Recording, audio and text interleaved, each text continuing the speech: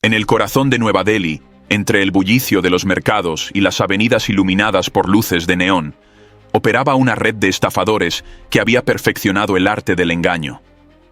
En un edificio discreto, cercano a la estación de metro de Ramesh Nagar, se encontraba DK Business Patron, una empresa que, a simple vista, parecía una oficina más en la vasta metrópoli.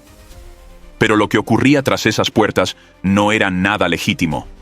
Este negocio, dirigido por Deepak Kumar, no vendía productos ni servicios convencionales. Su verdadera especialidad era algo mucho más siniestro: una estafa tecnológica meticulosamente planificada, diseñada para manipular, engañar y despojar de su dinero a víctimas desprevenidas en todo el mundo. Por cierto, suscríbete si no quieres ser hackeado. Los estafadores de DK Business Patron no operaban en la clandestinidad total.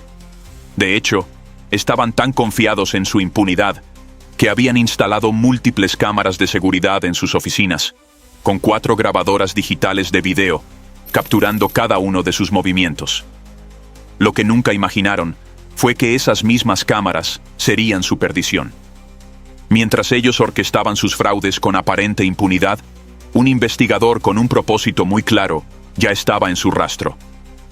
Gracias a la colaboración de Carl Rock, un amigo con acceso a un dron de alta calidad, se lograron captar imágenes reveladoras del edificio durante las horas en que la estafa estaba en pleno funcionamiento.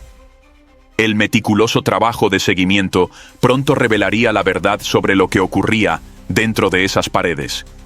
La estrategia de estos criminales era simple, pero efectiva. Los estafadores llamaban a sus víctimas haciéndose pasar por técnicos de soporte de Microsoft. Utilizando nombres genéricos como Mark Anderson, comenzaban sus conversaciones con un tono profesional, asegurando que la llamada tenía relación con un supuesto problema en la computadora del destinatario. Señor, su computadora está en peligro, los servicios de seguridad han dejado de funcionar y si no solucionamos esto de inmediato, pronto perderá por completo el acceso a su equipo, advertían con una falsa urgencia calculada al milímetro. Lo que en realidad estaban haciendo era asustar a la víctima hasta el punto de hacerle creer que su única salida era pagar por una supuesta reparación. El engaño estaba diseñado para ser lo más convincente posible. Los estafadores tenían guiones detallados frente a ellos, escritos con precisión quirúrgica, listos para responder cualquier duda o suspicacia que pudiera surgir. Sabían exactamente cómo manipular a las personas, combinando mentiras técnicas con presión psicológica.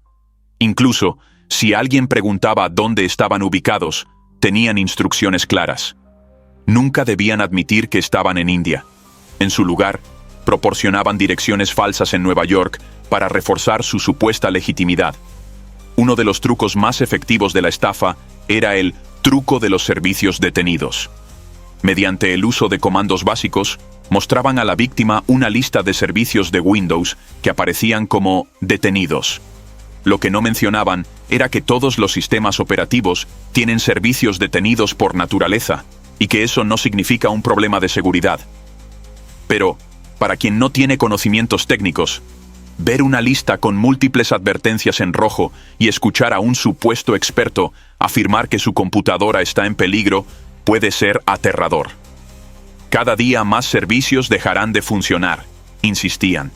Cuando el porcentaje llegue a 100, su computadora quedará inutilizable.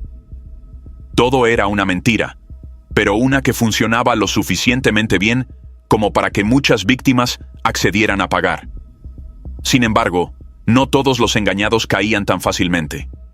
Algunos hacían preguntas complicadas, como si la empresa estaba registrada en la Oficina de Buenas Prácticas Comerciales. Fue en momentos como ese cuando la estafa comenzaba a tambalear. Sí, por supuesto, respondían los estafadores, aunque sin tener la menor idea de qué significaba aquello realmente. Pero lo más ridículo llegaba cuando intentaban justificar el nombre de su compañía. Somos Windows Microsoft, afirmaban con seguridad, como si el orden de las palabras pudiera hacer que sonara más real. Todo iba bien para ellos, hasta que la vigilancia secreta reveló demasiado. Gracias a las cámaras de seguridad dentro de la oficina, se pudieron obtener pruebas irrefutables de la operación fraudulenta. Se capturaron imágenes de los estafadores leyendo los guiones, manipulando a las víctimas y, en algunos casos, burlándose de ellas tras colgar las llamadas.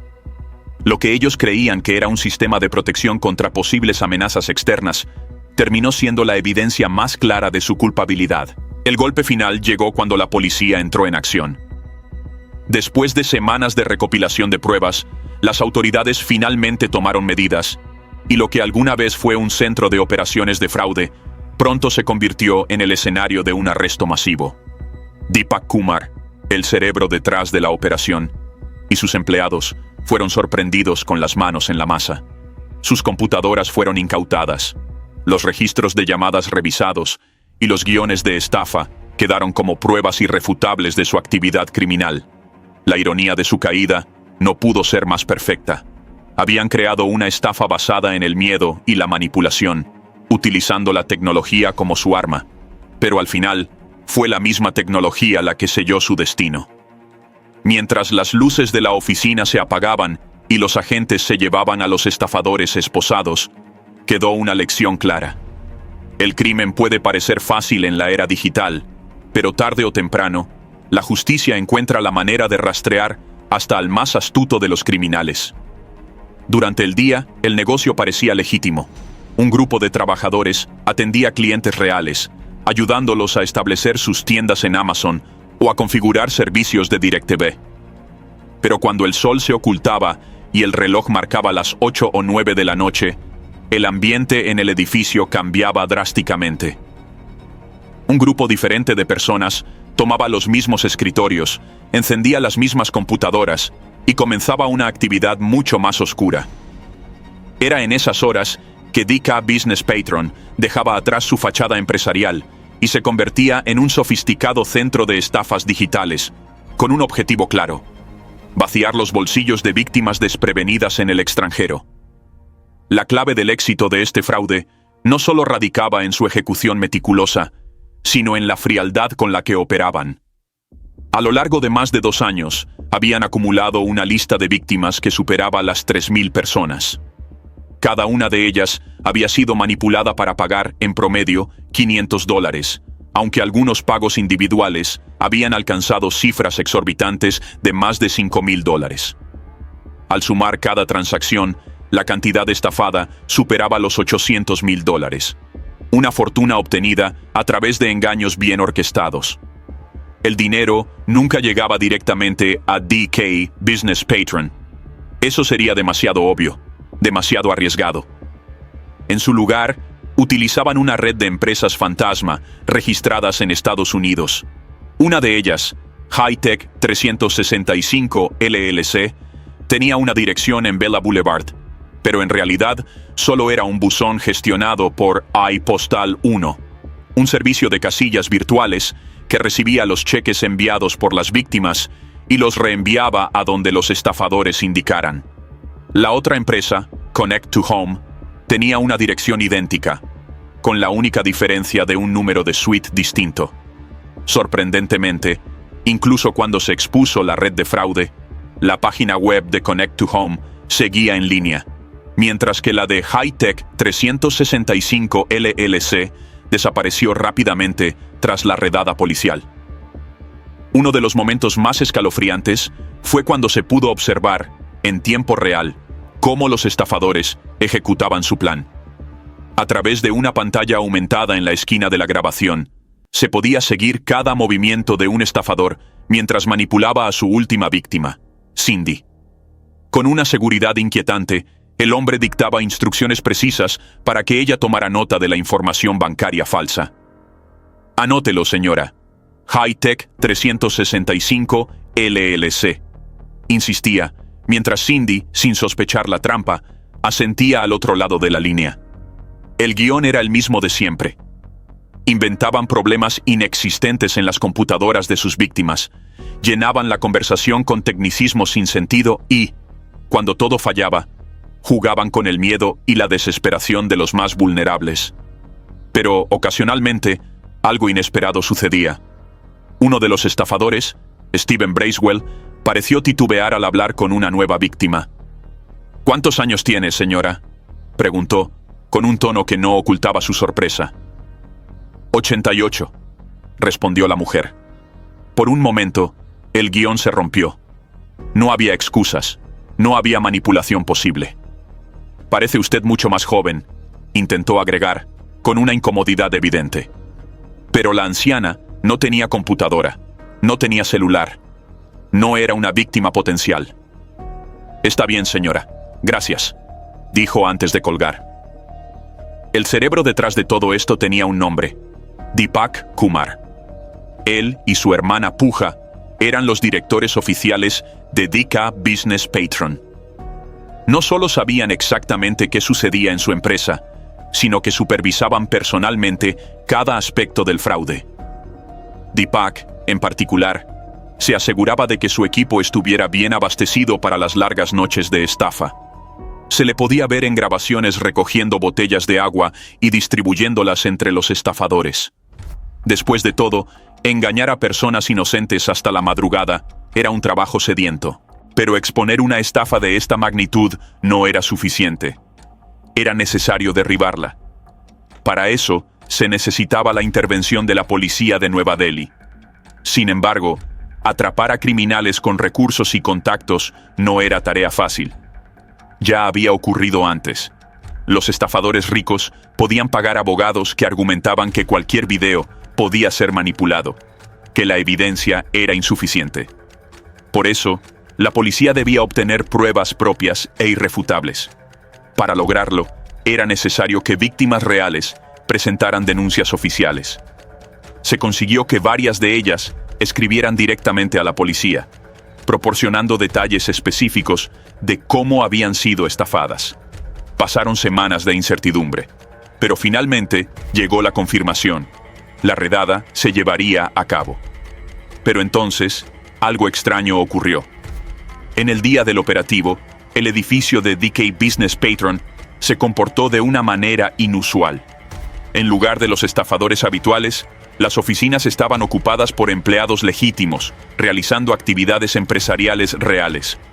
Las computadoras usadas para la estafa parecían estar siendo reseteadas, y lo más inquietante, las cámaras de seguridad, que habían estado funcionando sin interrupción durante meses, de repente se apagaron. Como si esto no fuera suficiente, los estafadores que trabajaban en el turno nocturno fueron despedidos y abandonaron el lugar media hora antes de que la policía llegara. No era coincidencia. Alguien, en algún lugar, había sido advertido del operativo con suficiente antelación como para limpiar la escena. La pregunta ya no era solo quién estaba detrás del fraude, sino también quién los estaba protegiendo desde las sombras. La redada comenzó exactamente 30 minutos después, pero lo más curioso era que las cámaras exteriores seguían transmitiendo en vivo. Esto significaba que los estafadores dentro del edificio también podían ver lo que ocurría afuera. La imagen mostraba a un grupo de policías acercándose con paso firme a la entrada de DK Business Patron, pero, en lugar de abrirles de inmediato, se desató un caos interno.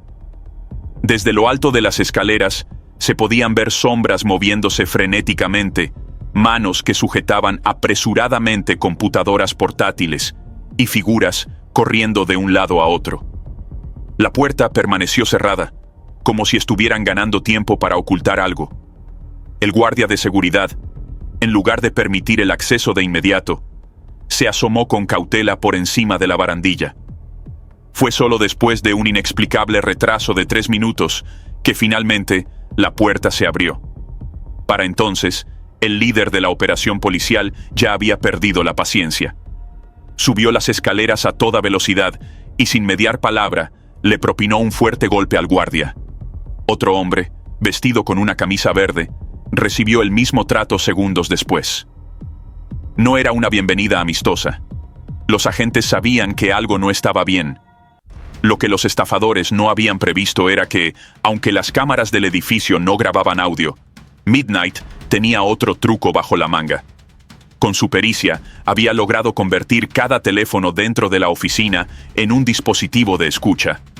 Gracias a esto, Se capturaron conversaciones frenéticas momentos antes de que los agentes irrumpieran. Voces alteradas preguntaban qué debían hacer, cómo debían reaccionar, si debían borrar archivos o simplemente fingir que allí no ocurría nada ilegal. La desesperación se podía oír en cada palabra. Cuando los oficiales interrogaron al guardia de seguridad sobre la demora en abrir la puerta, su excusa fue ridícula. Tenía que ir al baño, murmuró con nerviosismo. ¿Era posible que hubiera estado orinando mientras veía cómo se acercaba la policía? O más bien, ¿estaba ayudando a borrar pruebas antes de permitirles la entrada? Las preguntas quedaban en el aire, pero una cosa era segura. La redada no los había tomado completamente por sorpresa. Pero la historia no terminaba allí. Antes de la redada, Carl Locke había intentado grabar imágenes del edificio desde el exterior y estuvo a punto de ser descubierto por los vigilantes de la empresa. Además, otro infiltrado, un youtuber con una cámara GoPro, se aventuró dentro de la oficina para filmar de primera mano lo que sucedía en las entrañas de la operación. Un acto de valentía. O de locura. A pesar de la contundencia de la redada, había razones para dudar de su efectividad. Cuando los policías finalmente recorrieron la oficina, muchas computadoras parecían haber sido reseteadas poco antes de su llegada. Otros equipos, que normalmente se utilizaban para las estafas nocturnas, fueron misteriosamente apagados antes de que los agentes ingresaran. Y lo más sospechoso de todo, las cámaras de seguridad que solían grabar toda la actividad del piso de estafas dejaron de funcionar justo a tiempo.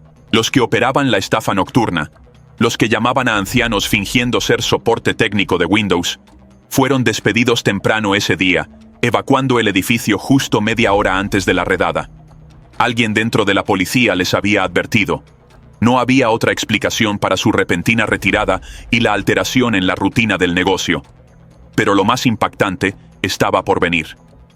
Cuando Deepak Kumar, el cerebro detrás de todo, apareció en escena, no parecía preocupado. Se mostró relajado, incluso sirviendo té a los oficiales. Como si se tratara de una simple inspección de rutina, no de una operación para desmantelar un fraude internacional.